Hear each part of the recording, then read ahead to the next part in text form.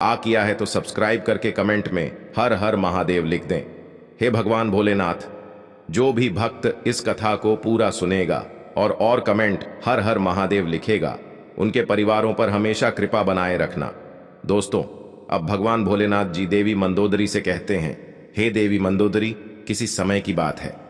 किसी नगर में एक किसान रहता था। वह बहुत ही गरीब था। उसके घर में खाने पीने का कोई सामान तक नहीं था। यहां तक कि उसे पहनने के लिए कोई वस्त्र भी नहीं थे। वह एक वस्त्र पहनता था। उसकी पत्नी बहुत ही सुंदर थी और वह अपनी पत्नी से बहुत प्रेम करता था, किंतु उसकी पत्नी को सुंदरता पर बहुत अहंकार था। अपने इसी अहंकार के कारण वह घर में अपनी ही मनमानी किया करती थी। इसलिए वह किसान ज्यादा परेशान रहने लगा था, क्योंकि अब उसकी पत्नी उससे बात बात पर लड़ाई झगड़ा करने लगी थी। इस तरह से उसके घर प्रतिदिन क्लेश होने लगे थे। उसकी पत्नी उसे ताने भी मारने लगी थी। उसकी पत्नी उसे ताने मारते हुए कहती थी कि तुम्हारे पास तो कुछ भी नहीं है, तुम तो कंगाल हो, पता नहीं मैंने तुमसे विवाह कैसे कर लिया। इस घर में ना तो पीने के लिए पानी है, ना ही भोजन की सामग्री, और ना ही पहनने के लिए कोई वस्त्र है। करूं तो क्या करूं, तुम तो कोई कार्य भी नहीं करते हो। अपनी पत्नी की ऐसी बातों को सुनकर उस किसान को बहुत बुरा लगता था, लेकिन उसे समझ में नहीं आ रहा था उसके साथ ऐसा क्यों हो रहा है। इसलिए वह किसान बहुत ही चिंतित रहने लगा था और अब उसका मन किसी कार्य में भी नहीं लग रहा था। फिर धीरे धीरे उसे और भी गरीबी का सामना करना पड़ा। इसलिए उसे अपने सभी खेतों को भी बेचना पड़ गया। लेकिन अभी भी उसकी गरीबी में कोई सुधार नहीं आ रहा था, जिसके के कारण से वह बहुत ही परेशान रहने लगा था। एक दिन की बात है, वह किसान अपने किसी कार्य से कहीं जा रहा था। तभी अचानक से उसने देखा कि एक महात्मा जी अपनी कुटिया के समीप बैठे ध्यान साधना में लीन है। तब वह किसान अपने मन में कुछ सोचने लगता है कि यह महात्मा जी मुझे कोई दिव्य पुरुष जान पड़ते हैं, क्यों ना मैं इनके पास चलकर देखूं, शायद यह महात्मा जी मुझे मेरी समस्याओं से छुटकारा दिला दें। इतना सोचकर वह किसान उस महात्मा जी के पास पहुंच जाता है और अपने दोनों हाथों को जो छोड़कर बहुत जोर जोर से विलाप करने लगता है। तब कुछ देर बाद वे महात्मा जी अपनी आंखें खोलते हैं और वे देखते हैं कि उनके सामने एक युवक बैठा हुआ है जो बहुत जोर जोर से विलाप कर रहा है और विलाप करते ही जा रहे हो। फिर वे महात्मा जी उस किसान से कहते हैं कि हे पुत्र, तुम कौन हो और विलाप क्यों कर रहे हो।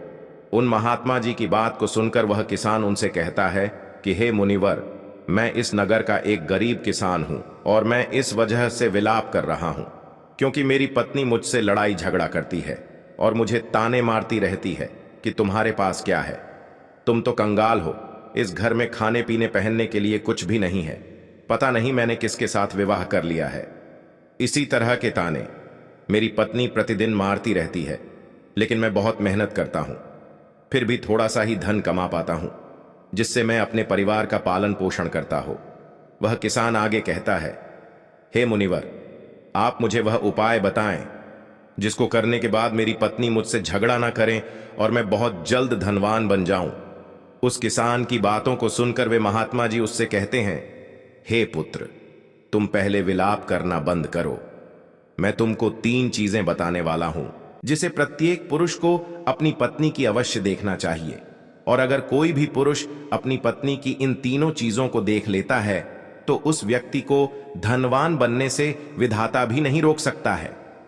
उन महात्मा जी की बात सुनकर वह किसान उनसे कहता है कि हे मुनिवर, आप देर ना करते हुए उन तीनों चीजों को बता दीजिए जिन्हें प्रत्येक पुरुषों को अपनी पत्नी की देखनी चाहिए। मैं उन तीनों चीज के बारे में जानने के लिए बहुत उत्सुक हो रहा हो।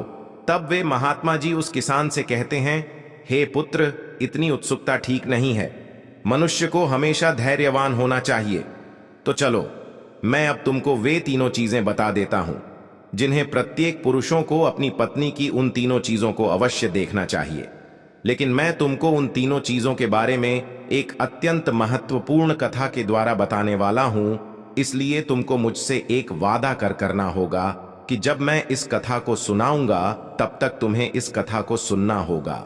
उन महात्मा जी की बात सुनकर वह किसान उनसे कहता है, हे मुनिवर, मैं आपको विश्वास दिलाता हूं, मैं इस कथा को शुरू से लेकर अंत तक पूरा अवश्य सुनूंगा। दोस्तों, भगवान भोलेनाथ जी देवी मंदोदरी से कहते हैं, हे देवी मंदोदरी। वे महात्मा जी उस किसान से कहते हैं, हे पुत्र, किसी नगर में एक व्यापारी रहता था। वह उस नगर का सबसे बड़ा व्यापारी था। उस व्यापारी और उसकी पत्नी में आपस में बहुत प्रेम था।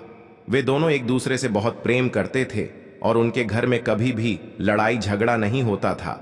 कभी भी किसी को लेकर भी व्यापारी और उसकी पत्नी के बीच में किसी भी प्रकार का कोई क्लैश नहीं होता था। इसलिए उसके घर में सदैव माता लक्ष्मी जी का वास बना रहता था। उसे अपने व्यापार में कई गुना सफलता प्राप्त होती थी।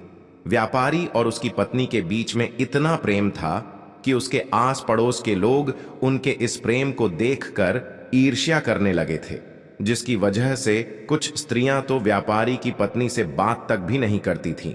उसकी पत्नी